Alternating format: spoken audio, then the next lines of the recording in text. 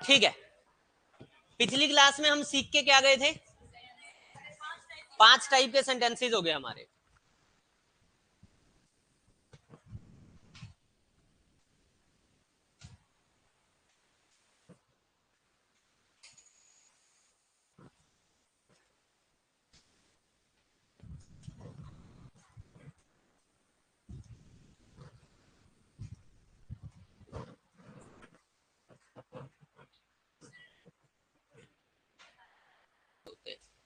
कुछ नहीं है।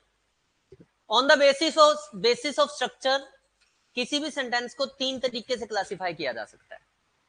ठीक है, पहला तरीका है सिंपल, दूसरा है जी कंपाउंड, और तीसरा है जी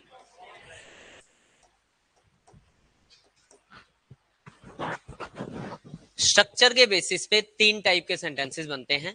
एक होते हैं सिंपल, एक होते हैं कंपाउंड, और एक होते हैं कॉम्प्लेक्स। वैसे तो मुझे पता है कि ये तुम्हें सिखाने की जरूरत नहीं है, ये तो तुम्हें ऑलरेडी आता होगा। अगर मैं 4-5 सेंटेंसेस लिख दूंगा बोर्ड पे तो तुम यूं फटाफट से बता दोगे कि कौन सा सिंपल है, कौन सा कंपाउंड है और कौन सा कॉम्प्लेक्स है। सही कह रहा हूं मैं? सही कह रहा हूं मैं? मुझे पता है मैं कहता ही सही हूं। चलो एक काम करते हैं, 4-5 सेंटेंसेस ही लिख लेते हैं।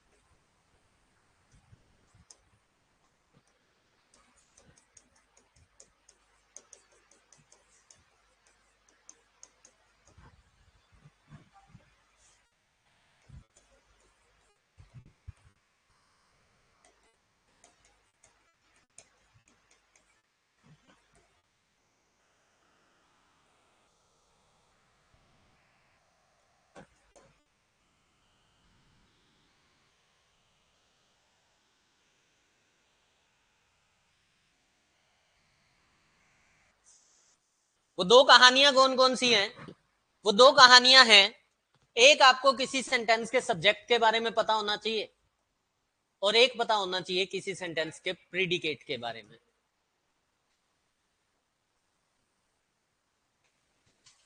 दो बातें अगर आपको सेंटेंस में पता है, सब्जेक्ट और प्रीडिकेट, तो आप इजीली कहानी समझ पाएंगे। ठीक है, तो पहले इन दो बातों को समझने की कोशिश करते हैं। मैंने एक सेंटेंस लिखा, Ram is my uncle.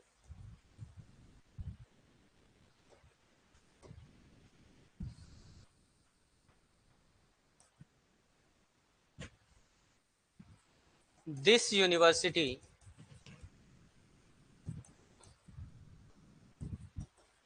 was founded by Lal Bahadur Shastri.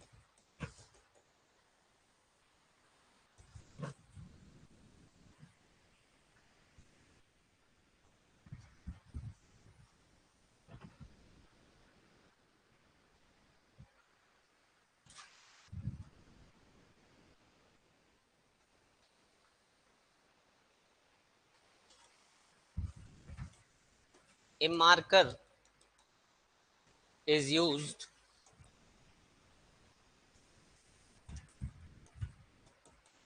to write। तीनों सेंटेंसेस में सब्जेक्ट कौन से हैं?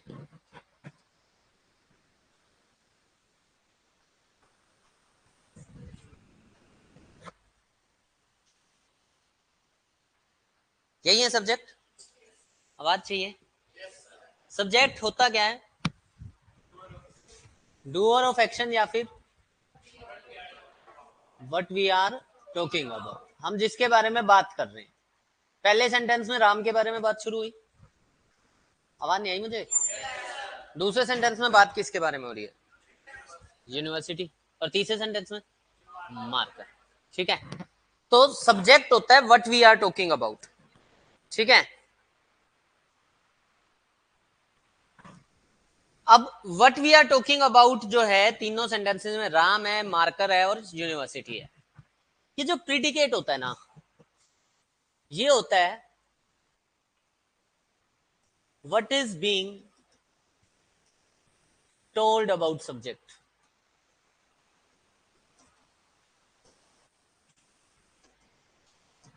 सब्जेक्ट होता है जिसके बारे में बात हो रही है, और सब्जेक्ट के बारे में जो बात हो रही है ना, वो कहलाता है प्रीडिकेट।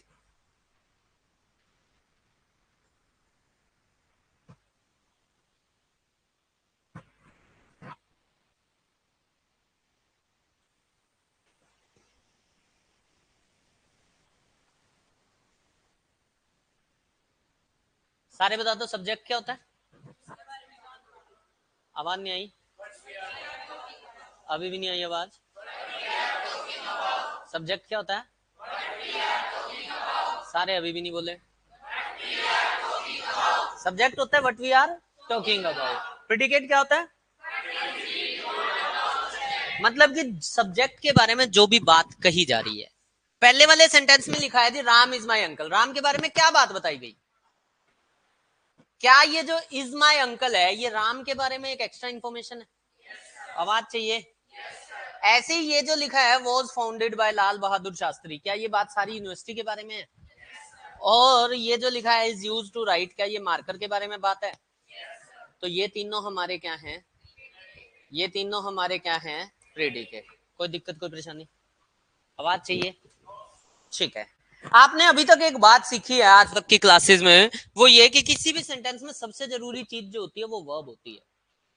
किसी भी सेंटेंस की सबसे जरूरी चीज, किसी भी सेंटेंस की सबसे जरूरी चीज वर्ब होती है। ठीक है, वो वर्ब जो है हमेशा प्रेडिकेट का पार्ट होती है।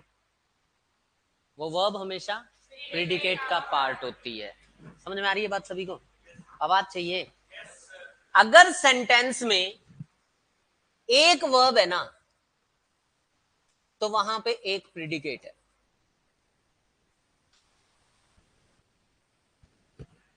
पहले तो मुझे ये बताओ, क्या एक सेंटेंस में एक से ज्यादा वर्ब आ सकती हैं? सारे बता दो। आ सकती हैं। अगर एक से ज्यादा वर्ब है तो उसका मतलब है, अगर एक से ज्यादा वर्ब है तो उसका मतलब है एक से ज्यादा प्रेडिकेट है। फंडा क्लियर है? आवाज चाहिए। अगर वर्ब दो हैं तो प्रेडिकेट कितने हैं? अगर वर्ब 5 हैं तो प्रेडिकेट कितने हैं? समझ में आ रही है मेरी बात? आवाज चाहिए। फंडा क्लियर हो रहा है सभी को? एक प्रेडिकेट में कितनी वर्ब होगी? कितनी वर्ब होगी? एक। कोई दिक्कत कोई परेशानी? ठीक है, क्या सेंटेंस में एक से ज्यादा सब्जेक्ट हो सकते हैं? सारे बोल दो। बिल्कुल हो सकते हैं। क्या सेंटेंस में एक से ज्यादा वर्ब हो सकती हैं? क्या सेंटेंस में एक से ज्यादा प्रेडिकेट हो सकते हैं? अगर 5 वर्ब है तो प्रेडिकेट कितने हैं? फंडा यहां तक का क्लियर है? सब्जेक्ट क्या होता है? What we are talking about. Predicate क्या होता है? पहली बात ये पता लगनी चाहिए थी। एक बात और अपने को पता होनी चाहिए, वो ये कि जब सेंटेंसेस में एक या एक से ज्यादा वर्ब्स आती है ना, जब सेंटेंसेस में एक से ज्यादा वर्ब्स आती हैं, तो वहां पे अपने को कंजंक्शंस की जरूरत पड़ती है। किसकी जरूरत पड़ती है? किसकी जरूरत पड़ती है? कंजंक्शंस। ठीक है। सिंपल, कंपाउंड और कॉम्प्लेक्स सेंटेंसेस को समझने के लिए कंजंक्शंस को समझना सबसे ज्यादा जरूरी है। ठीक है। कंजंक्शंस होती क्या है? कंजंक्शंस में इटसेल्फ लिखा हुआ है, यहां पे देखो क्या लिखा है, कौन, और ये लिखा है जंक्शन, जहां पे जंक्ट लिखा है। जंक्ट का मतलब बच्चों होता है ज्वाइन। जंक्ट का मतलब क्या होता है? कभी भी हिसार रेलवे स्टेशन पे जाओ तो वहां लिखा होता है ना हिसार जंक्शन। हांसी की साइड से कोई आता है? हांसी साइड से कोई है? ट्रेन में आए हो कभी हांसी से? आए हो तो हांसी रेलवे स्टेशन पे भी लिखा हुआ है ना जंक्शन। आदमपुर साइड से कोई आता होगा, आदमपुर रेलवे स्टेशन पे भी लिखा, हर रेलवे स्टेशन पे जंक्शन लिखा रहता है ना? नहीं लिखा रहता? क्यों? जंक्शन कहाँ लिखा होता है? हिसार में लिखा। अच्छा, मेन रेलवे स्टेशन पे, मेन बोले तो अच्छा मतलब जो बड़ा शहर होगा। जंक्शन का मतलब ये होता है ज्वाइनिंग पॉइंट। जंक्शन का मतलब क्या होता है? ज्वाइनिंग। ऐसा स्टेशन जहां से दो या दो से ज्यादा रूट्स निकलते हो। अब रूट का मतलब ये नहीं दो लाइन निकलती हूँ, मैंने ये नहीं कहा दो रेलवे ट्रैक निकलते हो। वो तो हर रेलवे स्टेशन पे दो दो तीन तीन रेलवे ट्रैक मिल जाएंगे आपको। मैंने कहा दो दो रूट्स निकलते हो। हिसार से दिल्ली सिरसा वाला एक रूट है ही, हिसार से लुधियाना वाला भी एक रूट है, ये रेवाड़ी वुडूवुडी वाला भी रूट नहीं, वैसे तो वो भिवानी से है। ठीक है, दो रूट तो है ही कम से कम। तो जब भी किसी भी स्टेशन पे एक दो से ज्यादा रूट्स हो, उसी स्टेशन को बोला जाता है जंक्शन। क्या बोला जाता है उसको? जंक्शन। ठीक है। तो जंक्ट का मतलब ही होता है ज्वाइन, और कौन का मतलब होता है विद या फिर टुगेदर।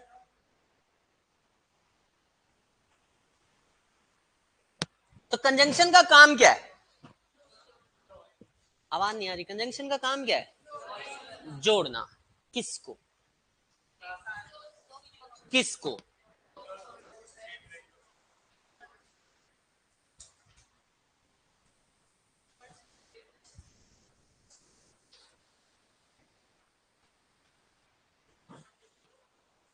कंजंक्शन तीन चीजों को जोड़ सकती है। कंजंक्शन जोड़ सकती है वर्ड्स को। अब वर्ड्स में आपके नाउन, प्रोनाउन, एडजेक्टिव, एडवर्ब सब चीजें आ गई। कंजंक्शन जोड़ सकती है फ्रेजेस को, और कंजंक्शन जोड़ सकती है क्लोजेस को। वर्ड्स तो सबको पता ही है क्या होते हैं। ठीक है। फ्रेजेस होते हैं ग्रुप ऑफ वर्ड्स, और क्लोजेस होते हैं ग्रुप ऑफ वर्ड्स जिनमें सब्जेक्ट और वर्ब भी हो। ठीक है।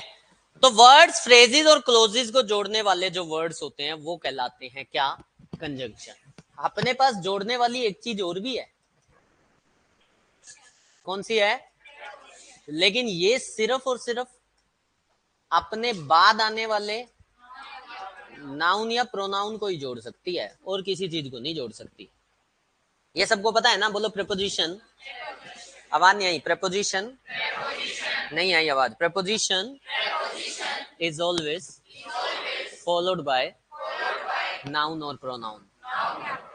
दोबारा बोल दो। Preposition is always followed by noun और प्रोनाउन। तो प्रेपोजिशन के बाद क्योंकि नाउन या प्रोनाउन आता है, तो ये जोड़ेगी भी किसको? नाउन या प्रोनाउन। जोड़ेगी किससे? किसी भी पार्ट ऑफ स्पीच से। बोलो प्रेपोजिशन। सारे बोल दो। प्रेपोजिशन अपने बाद आने वाले नाउन या प्रोनाउन को सेंटेंस में किसी भी पार्ट ऑफ स्पीच से जोड़ सकती है। ये बहुत इंपॉर्टेंट बात है कि प्रीपोजिशन के लिए कोई कंपल्शन नहीं है कि इधर भी ये चाहिए और उधर भी चाहिए, पीछे चाहिए नाउन या प्रोनाउन, आगे किसी चीज से मर्जी जोड़ दे। बोलो प्रीपोजिशन। आवाज नहीं आई मुझे। प्रीपोजिशन। सभी अभी भी नहीं बोल रहे। प्रीपोजिशन। प्रीपोजिशन अपने बाद आने वाले नाउन या प्रोनाउन को सेंटेंस में आने वाले किसी भी पार्ट ऑफ स्पीच से जोड़ सकती है। यहां तक का फंडा क्लियर है सभी को? आवाज चाहिए। फंडा क्लियर है यहां तक का? ठीक है। कंजंक्शंस के साथ ऐसा नहीं है। कंजंक्शंस ऐसा नहीं करेंगी कि किसी भी पार्ट ऑफ स्पीच से जोड़ दें। कंजंक्शन हमेशा सेम रैंक के स्ट्रक्चर को जोड़ेंगी। कंजंक्शंस हमेशा सेम रैंक के स्ट्रक्चर को जोड़ेंगी।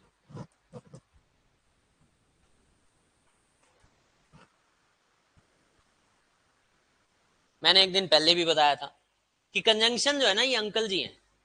अंकल जी हैं तो इनको पता है कि बराबरी के लोग जुड़ेंगे तो फायदे में रहेंगे, अगर बराबरी के लोग नहीं जुड़ेंगे तो नुकसान होगा। प्रेपोजिशन बेचारी भोली बालक है, पता नहीं है अभी इसको। ठीक है। फंडा क्लियर हो रहा है सभी को? आवाज चाहिए। प्रेपोजिशन सेम रैंक के स्ट्रक्चर को ही जोड़ती है। प्रेपोजिशन सेम रैंक के स्ट्रक्चर को जोड़ती है। कंजंक्शन सेम रैंक के स्ट्रक्चर को जोड़ती है। चलिए यहां तक की बात क्लियर हो चुकी है अपने को। अब आ जाओ जी कंजंक्शंस के बारे में एक और बात सीखते हैं। ये जो कंजंक्शन है ना, इसकी दो टाइप्स हैं।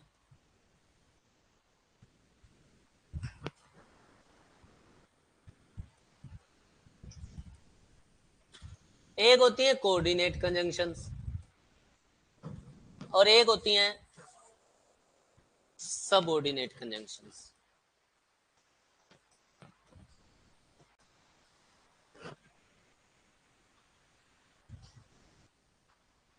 एक तो है कोऑर्डिनेट कंजंक्शंस और एक है subordinate conjunctions.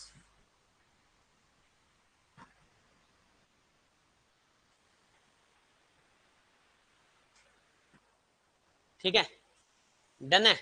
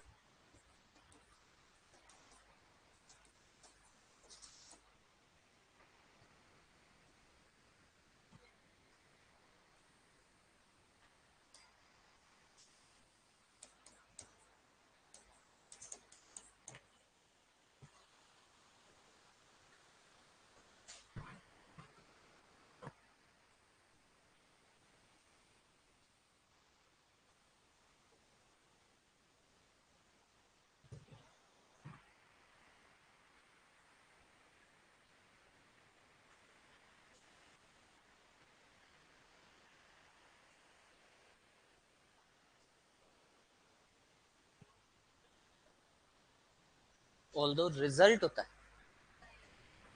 Reason, reason contrasting reason. हाँ जी, यहां तो लिखा है मैंने, यानी इसमें तो और भी है, वहां नहीं लिखा, तो वही याद रखनी है।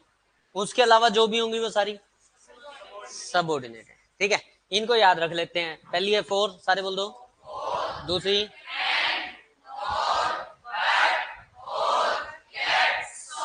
याद है सबको? आवाज चाहिए। आवाज चाहिए। पक्की बात है? ठीक है।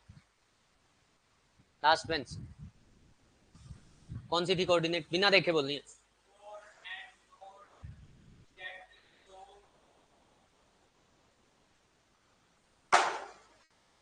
Last bench.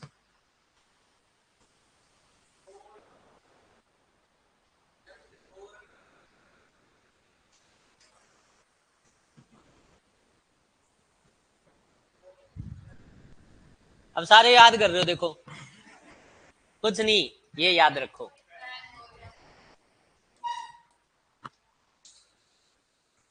क्या याद रखना है? क्या याद रखना है?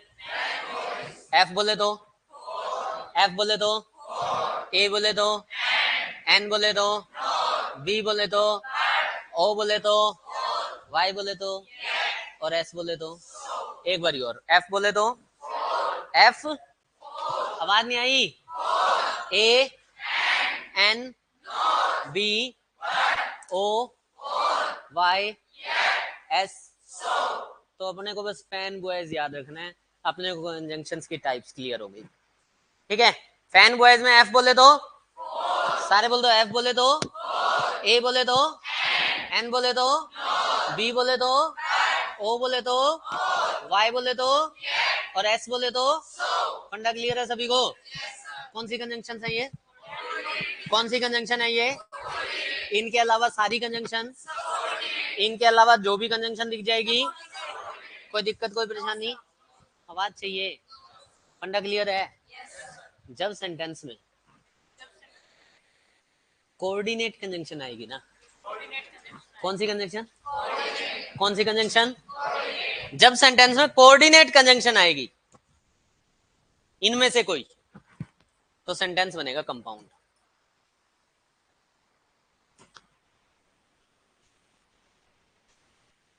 अगर सेंटेंस में कोऑर्डिनेट कंजंक्शन है तो सेंटेंस कंपाउंड है, और अगर सबऑर्डिनेट कंजंक्शन है ना तो सेंटेंस कॉम्प्लेक्स है। और जब कोई कंजंक्शन ही नहीं है तो सेंटेंस सिंपल है। ऐसा रीजन भी देते हैं, अभी अभी दे देते हैं। हाँ जी, कोऑर्डिनेट कंजंक्शन आएगी तो कैसा सेंटेंस है? सारे बोल दो, कोऑर्डिनेट है तो कैसा सेंटेंस है? दोबारा जवाब चाहिए, कोऑर्डिनेट है तो कैसा सेंटेंस? कोऑर्डिनेट थी कौन सी? कोऑर्डिनेट थी कौन सी? फैन बॉयज में एफ बोले तो, ए बोले तो, एन बोले तो, बी बोले तो, ओ बोले तो, वाई बोले तो, और एस बोले तो। समझ में आ गया? पक्की बात है? श्योर हो? ठीक है, फैन बॉयज आएगा तो कोऑर्डिनेट सेंटेंस है, मतलब कोऑर्डिनेट कंजंक्शन है, और कोऑर्डिनेट कंजंक्शन है तो कंपाउंड सेंटेंस है। ठीक है, और सबऑर्डिनेट कंजंक्शन आएगी तो, तुमने पूछा जी क्यों, तो इसका रीजन है। यहां क्या लिखा है? ये क्या है और ये क्या है? बाकी तो सेम है। यस और नो? आवाज चाहिए। सबका मतलब क्या होता है? सबका मतलब होता है अंडर। इंस्पेक्टर के अंडर सब इंस्पेक्टर होता है। ठीक है, ऑफिस में जो जूनियर्स होते हैं उन्हें सबऑर्डिनेट बोला जाता है। रास्ते के नीचे से जब रास्ता निकलता है तो उसे सब वे बोला जाता है। बोलते हैं क्या? ठीक है, तो सबका मतलब होता है अंडर। तो जो कॉम्प्लेक्स सेंटेंस होता है ना, उसमें एक क्लोज दूसरे क्लोज के अंडर होता है, अंडर काम कर रहा होता है। अभी सीखेंगे क्लोजेस के बारे में और डिटेल में, वहां पे ये चीज और क्लियर होगी। लेकिन जब कॉम्प्लेक्स कंपाउंड सेंटेंस होता है, वहां पे दोनों क्लोजेस मिल के काम कर रहे होते हैं। को का मतलब होता है टुगेदर। को का मतलब क्या होता है? टुगेदर। समझ आ रही मेरी बातें? चलो, सेंटेंसेस की कितनी टाइप थी? कितनी टाइप थी? पहली, पहली, दूसरी, तीसरी। अगर कोऑर्डिनेट कंजंक्शन है तो, कोऑर्डिनेट कंजंक्शन है तो, और कॉम्प्लेक्स है तो सबऑर्डिनेट कंजंक्शन। फंडा क्लियर है? कोई कंजंक्शन नहीं है तो, कोई कंजंक्शन नहीं है तो। समझ में आ रहा है सभी को? अगर समझ में आ रहा है तो एक बार वापस से तुम्हारे 3 सेंटेंसेस पे चलना।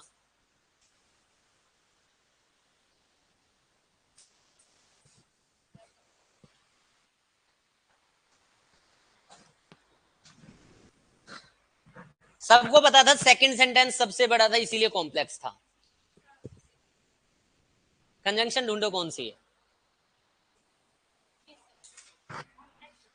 सेकंड में कंजंक्शन ढूंढो पहले, कौन सी कंजंक्शन है? सारे बोल दो, आवाज नहीं आ रही मुझे। कौन सी कंजंक्शन है? डिस्पाइट, बिल्कुल गलत जवाब, क्योंकि डिस्पाइट एक प्रीपोजिशन है। जिन लोगों ने समझा कि डिस्पाइट एक कंजंक्शन है, उन्हें बता देता हूं डिस्पाइट एक प्रीपोजिशन है। अब कईयों के दिमाग में क्वेश्चन मार्क एक और लग जाना चाहिए था, पता नहीं लगा या नहीं, क्योंकि दिमाग काम भी तो नहीं करता, दिक्कत ये भी है। एक क्वेश्चन मार्क लग जाना चाहिए था, सर चलो आपने तो बता दिया डिस्पाइट प्रीपोजिशन है, हमारे तो दिमाग ने सोच लिया था कि ये तो एक कंजंक्शन है, हमें कैसे पता चलेगा कि कौन सा वर्ड प्रीपोजिशन है और कौन सा वर्ड कंजंक्शन है? हम तो पेपर में किसी वर्ड को पता लगे प्रीपोजिशन मान ले और वो कंजंक्शन हो, फिर तो कहानी खराब हो जाएगी, क्योंकि आपने लिख भी ईटीसी दिया। अब ईटीसी में तो पता ही नहीं क्या क्या आ जाएगा, फिर क्या करें? थोड़ी देर में आंसर देता हूं, क्वेश्चन तुम्हारे पास नहीं आएंगे, मेरे पास हमेशा आते रहेंगे, ठीक है? मैं इस बात का थोड़ी देर में आंसर दूंगा, थोड़ी देर बाद। आज नहीं तो कल तक तो तुम ये 100% पहचान चुके होगे कि कैसे पता चलता है कि कौन सा वर्ड कंजंक्शन है और कौन सा वर्ड कंजंक्शन नहीं है, पहचान जाओगे, ठीक है? वापिस आ जाओ, और कोई कंजंक्शन इसमें नजर आ रही हो?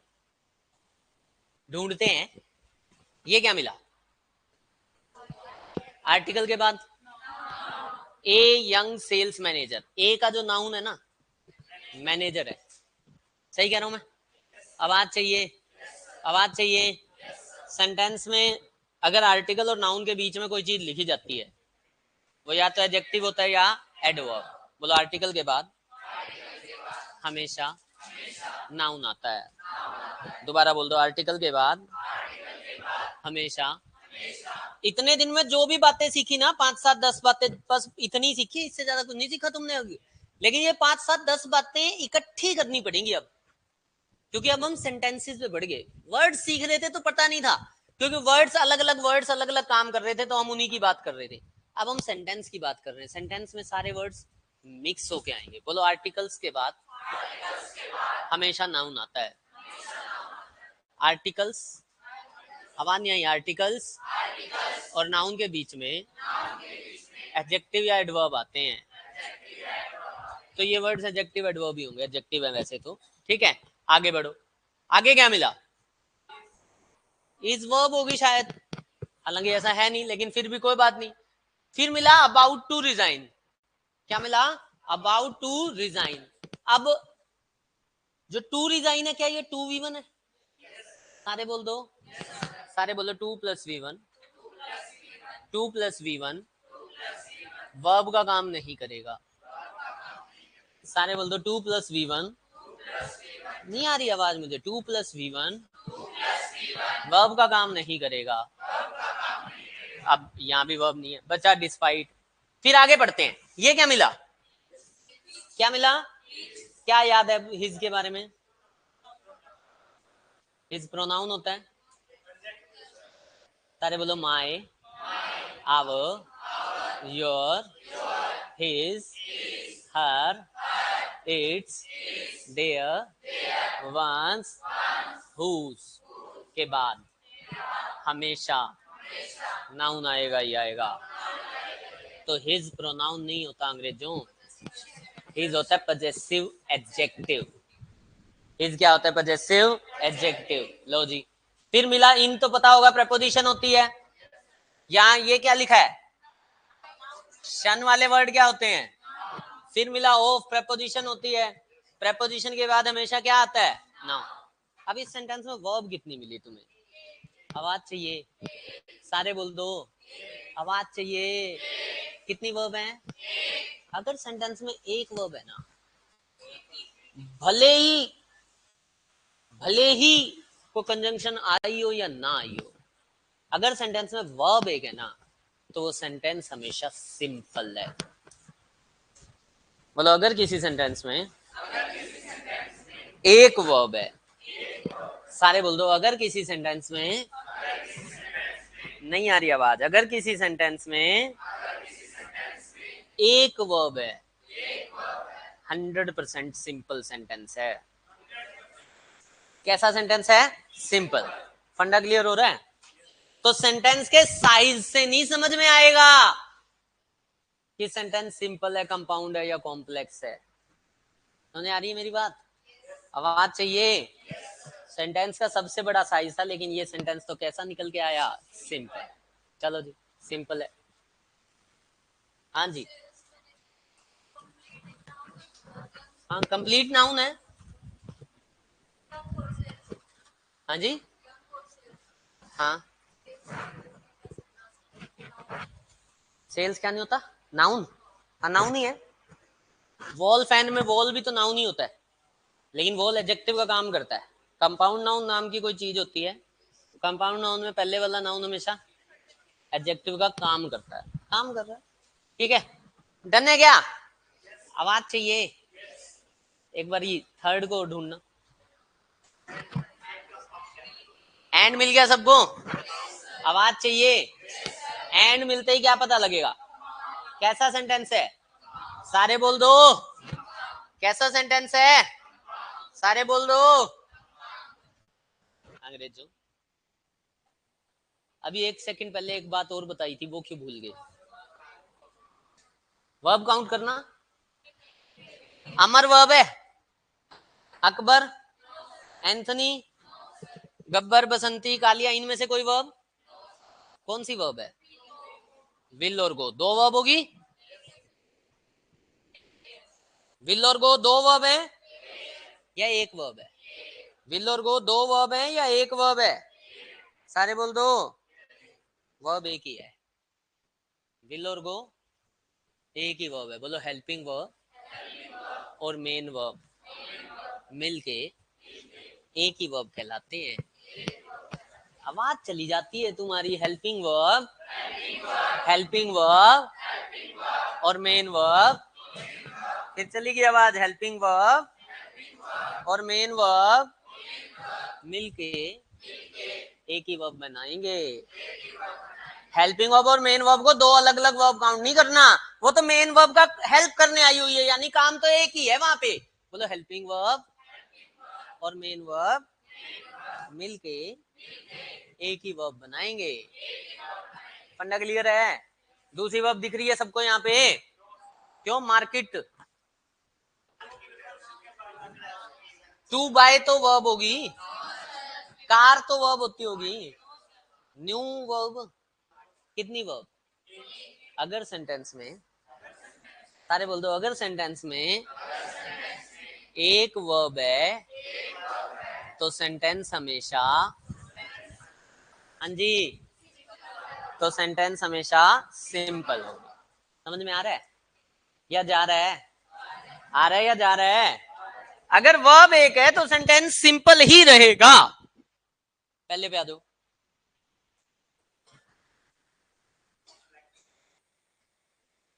एक ही वर्ब है।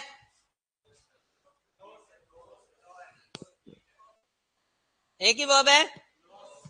एक ही तो है। ग्लिटर्स मेन वर्ब है, इज हेल्पिंग वर्ब है। हेल्पिंग वर्ब और मेन वर्ब मिलकर एक ही वर्ब बनाते हैं।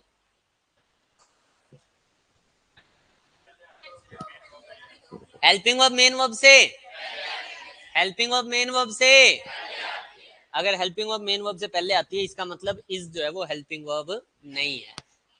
ये भी मेन वर्ब है और ये भी मेन वर्ब है। क्वेश्चन तो ये उठता है, दो दो मेन वर्ब एक साथ है? दो दो मेन वर्ब एक साथ, ऐसा भी हो सकता है? फिर तो तुम कह दोगे तीन भी आ जाएंगी। हैं?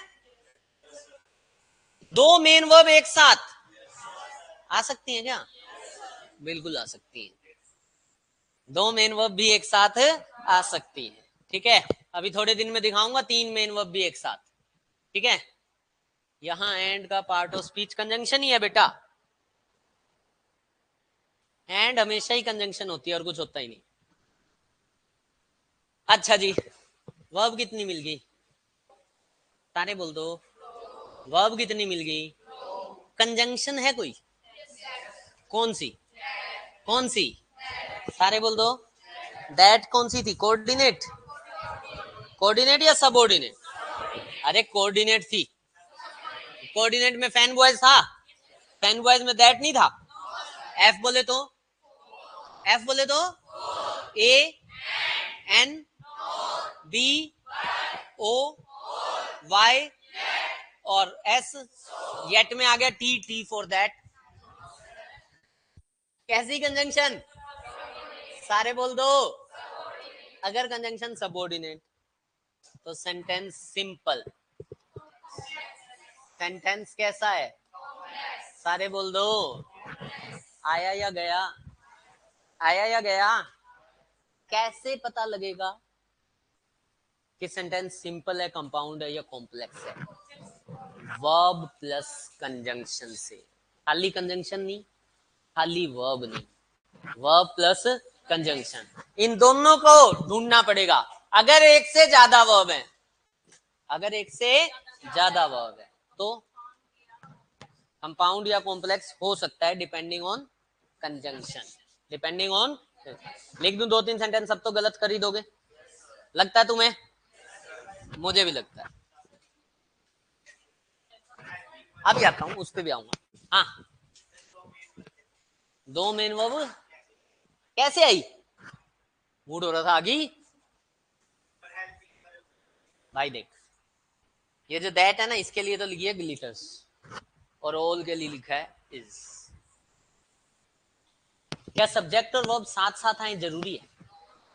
कोई जरूरी नहीं है। तो ऑल की वर्ब नाराज होकर थोड़ी सी दूर गई हुई है, उसकी सहेली दूसरी वर्ब है उसके साथ घूम रही। ऐसा बहुत बार होगा जब दो दो वर्ब एक साथ दिखेंगी, तीन तीन भी दिखेंगी। बोल भाई।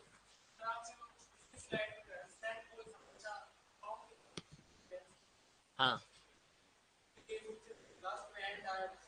हाँ हाँ, उसके कहानी एक और भी तो है ना, फैन बॉयज हमेशा कंपाउंड बनाती है जब कम से कम दो वर्ब हो। मतलब पूरी सारी कहानियां जोड़नी तो पड़ेंगी ना, आधी आधी कहानियां सुन लोगे, उनको जोड़ोगे नहीं तो दिक्कत हो जाएगी। ठीक है, मैंने कहा ढक्कन हमेशा बंद करने के काम आता है।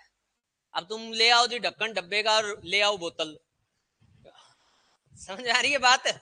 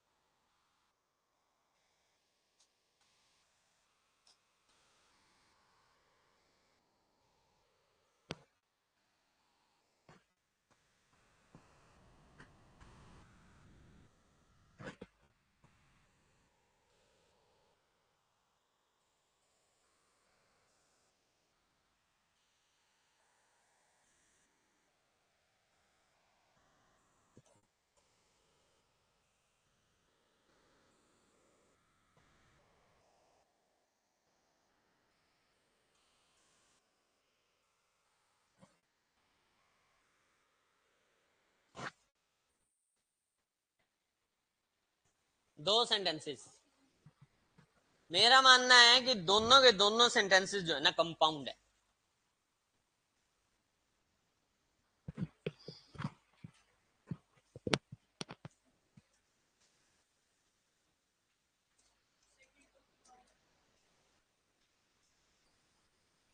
सेकंड कंपाउंड है, फैन बॉयज है सेकंड में। कंपाउंड तब बनता है जब फैन बॉयज होगा।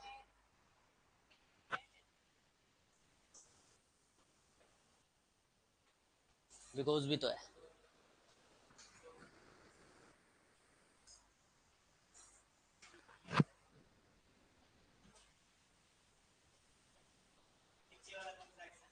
नीचे वाला कॉम्प्लेक्स है, ये तो सच्चाई है, वैसे नीचे वाले कॉम्प्लेक्स ही है। सिंपल तो बेचारा भगवान ही है।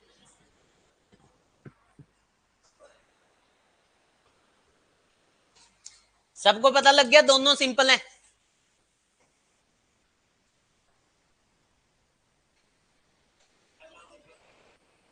पहला तो कंपाउंड है, ठीक है।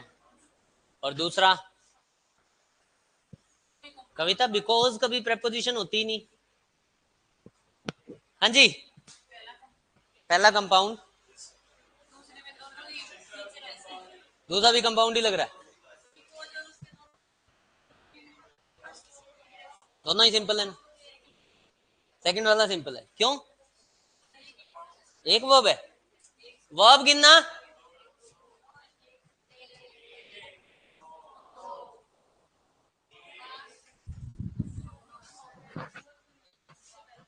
हेल्पिंग वर्ब होनी जरूरी है?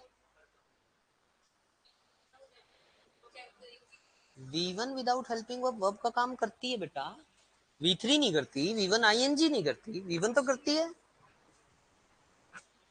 हाँ जी, कितनी कितनी वर्ब दोनों सेंटेंस में? हाँ जी, कितनी वर्ब? दो दो वर्ब होगी दोनों में। अगर दो वर्ब है तो सिंपल तो सिंपल ही लिखना पड़ेगा। सबको पता नहीं ये सिंपल है? यस था या नो था? सिंपल है ये, इसको लगा लो सिंपल। ठीक ठीक लगाओ हैं। दोनों सिंपल है? आवाज चाहिए। दोनों सिंपल है।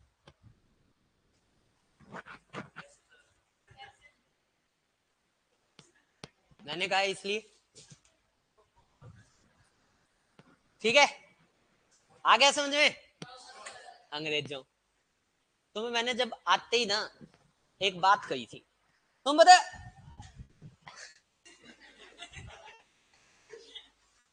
तुम भावनाओं में बहुत जल्दी बह जाते हो। तुम्हें मैंने आते ही कहा कि दो बातों पे ध्यान देना है। एक तो मैंने कहा था सब्जेक्ट और प्रेडिकेट पे, और दूसरा कंजंक्शन पे। जब कंजंक्शन आया तो तुम्हारा ध्यान सिर्फ कंजंक्शन पे है, तुम सब्जेक्ट और प्रेडिकेट को भूल ही गए। इस सेंटेंस में कितनी वर्ब है? कितनी वर्ब है? लेकिन सब्जेक्ट कितने हैं? सब्जेक्ट कितने हैं? सारे बोल दो।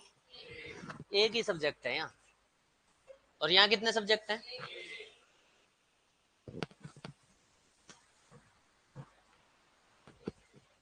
अगर किसी सेंटेंस में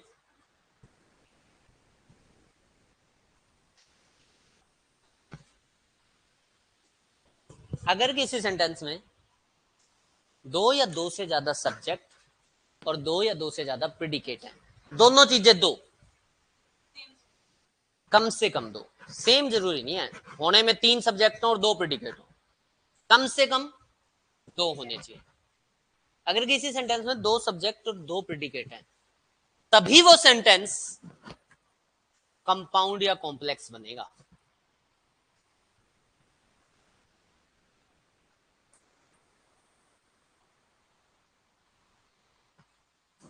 तो सब्जेक्ट पहचानने पड़ेंगे, प्रेडिकेट पहचानने पड़ेंगे, और फिर कंजंक्शन पहचाननी पड़ेगी। कंपाउंड में कोऑर्डिनेट कंजंक्शन आएगी,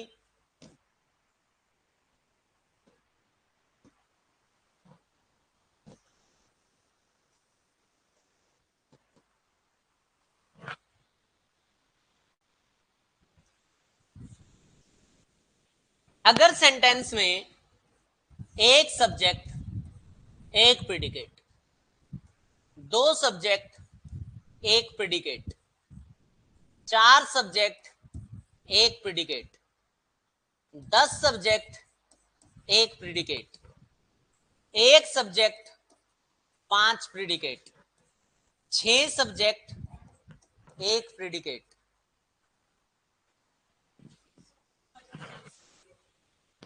जब तक सब्जेक्ट और प्रेडिकेट का सिंगल पेयर है।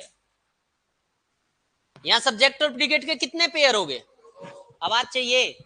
मान लो 3 सब्जेक्ट हैं और 2 प्रेडिकेट हैं, पेयर कितने हैं? आवाज नहीं आ रही। मान लो 6 सब्जेक्ट हैं और 3 प्रेडिकेट हैं, पेयर कितने हैं? क्या 2 से ज्यादा है? आवाज चाहिए। जब भी सब्जेक्ट और प्रेडिकेट के 2 से ज्यादा पेयर हैं, 2 या 2 से ज्यादा पेयर है, तभी सेंटेंस कंपाउंड या कॉम्प्लेक्स है। अगर सब्जेक्ट और प्रेडिकेट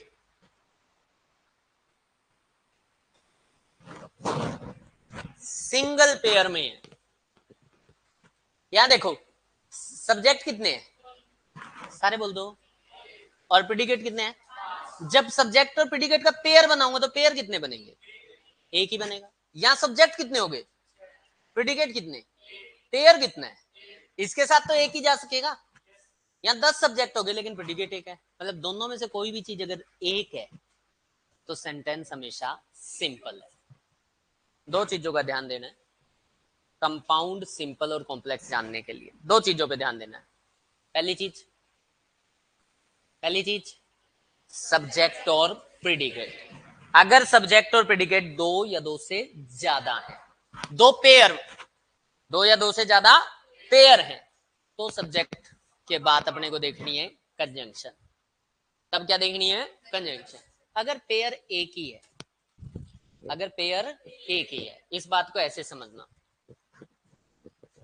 पहले वाला सेंटेंस क्या कह रहा है, कह रहा है Ram will go to kitchen. Ram के बारे में कितनी बातें बताई गई, सारे नहीं बोल रहे। पहली बात विल गो टू किचन, पहली बात क्या है, Ram will go to kitchen.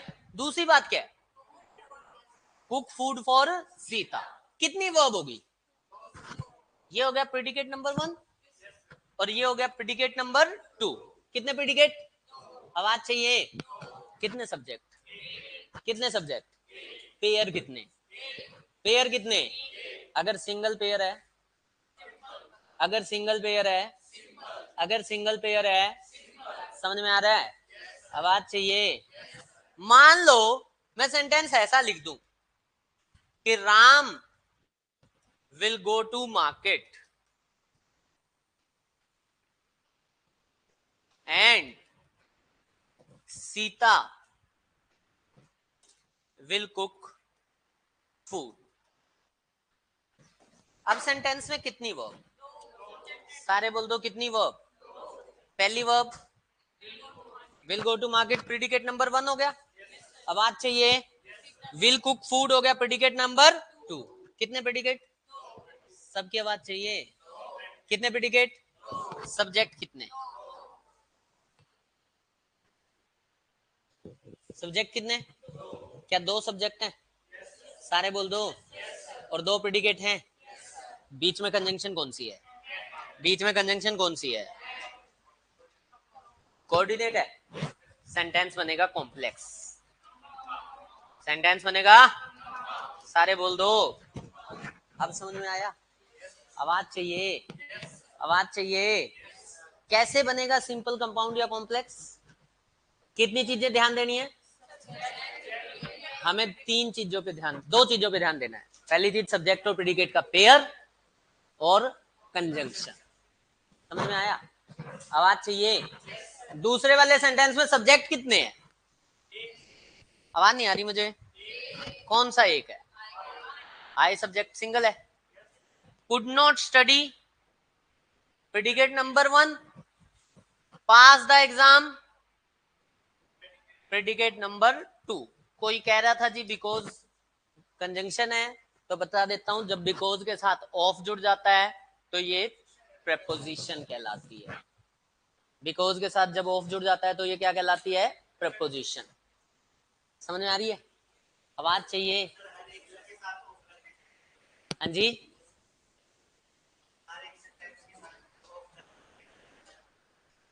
नहीं, बिकॉज के साथ ऑफ लगने से, वैसे किसी भी कंजंक्शन के साथ अगर प्रेपोजिशन जुड़ जाएगी तो वो हमेशा प्रेपोजिशन ही कहलाएगी। ठीक है, फंडा क्लियर हो रहा है यहां तक का, आवाज चाहिए। सिंपल, कंपाउंड, कॉम्प्लेक्स किस किस बेसिस पे डिपेंड करता है, सब्जेक्ट और प्रेडिकेट का पेयर प्लस में कंजंक्शन की टाइप। कोई दिक्कत, कोई परेशानी, आवाज चाहिए। आया या गया है, आया या गया है, आधों के तो गया है, आधों का तो गया है। सिंपल मतलब सिंगल पेयर, सिंपल मतलब सिंगल पेयर। अब देखो ये सेंटेंस है, इसमें प्रेडिकेट तो दो है लेकिन सब्जेक्ट कितना, एक सब्जेक्ट है तो पेयर कितने बनेंगे, एक, एक पेयर है तो सिंपल है, ये भी सिंपल और ये कंपाउंड। आ रहा है, जा रहा है, लिखो एक सेंटेंस सब लोग, लिखो। Ram completed his homework, completed his homework, comma, Ram completed his homework, comma, went to playground,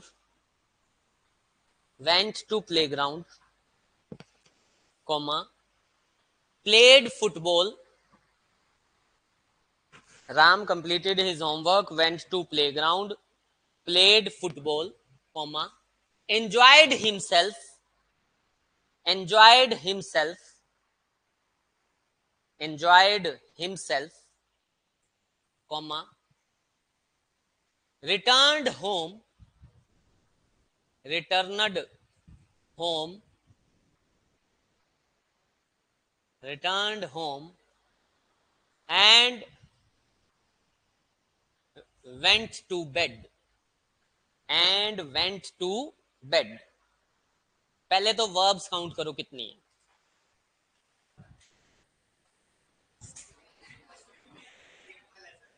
verbs count करो कितनी वर्ब है. पहली वर्ब कंप्लीटेड, दूसरी वर्ब वेंट, तीसरी वर्ब प्लेड, चौथी वर्ब एंजॉयड, पांचवी वर्ब और छठी वर्ब. 6 वर्ब है. आवाज चाहिए. जितनी वर्ब है उतने प्रीडिकेट है, जितनी वर्ब है उतने प्रीडिकेट है. ये तो क्लियर है ना. अच्छा, अब 6 प्रीडिकेट हो गए, लेकिन सब्जेक्ट कितने. सब्जेक्ट कितने. एक सब्जेक्ट, 6 प्रीडिकेट, सेंटेंस सारे बोल दो सिंपल. सेंटेंस कैसा. सिंपल. भले ही एंड है बीच में, लेकिन सेंटेंस सिंपल है. तो सिर्फ कंजंक्शन नहीं देखनी, 2 चीजें देखनी है. सब्जेक्ट और प्रेडिकेट का पेयर प्लस में कंजंक्शन. अगर ये बात सबको समझ में आती है तो वापिस आना पहले सेंटेंस पे. पहले वाले सेंटेंस में एक वर्ब है इज, दूसरी वर्ब है ग्लिटर्स. ग्लिटर्स का सब्जेक्ट कौन है. दैट. और इज का सब्जेक्ट कौन है. वर्ब कितनी, सब्जेक्ट कितने, यानी 2 सब्जेक्ट 2 प्रेडिकेट हो गए. कंजंक्शन कौन सी है. अभी आप कह रहे हो दैट सब्जेक्ट है.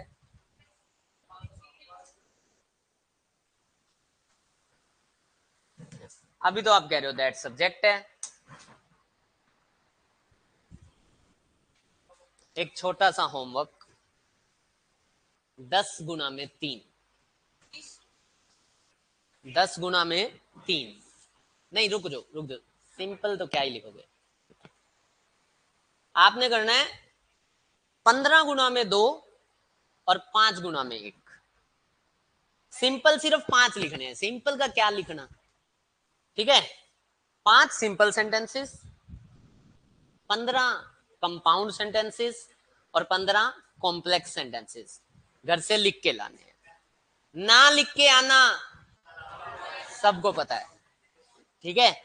किसी ने बर्थडे सेलिब्रेशन करनी हो, किसी का मन ना कर रहा हो, ठीक है, किसी ने आज 3 में से 2 ही सीखे हो, कोई आज पहले दिन आया हो और चाहे कोई ना आया हो, होमवर्क ना करना अलाउड है.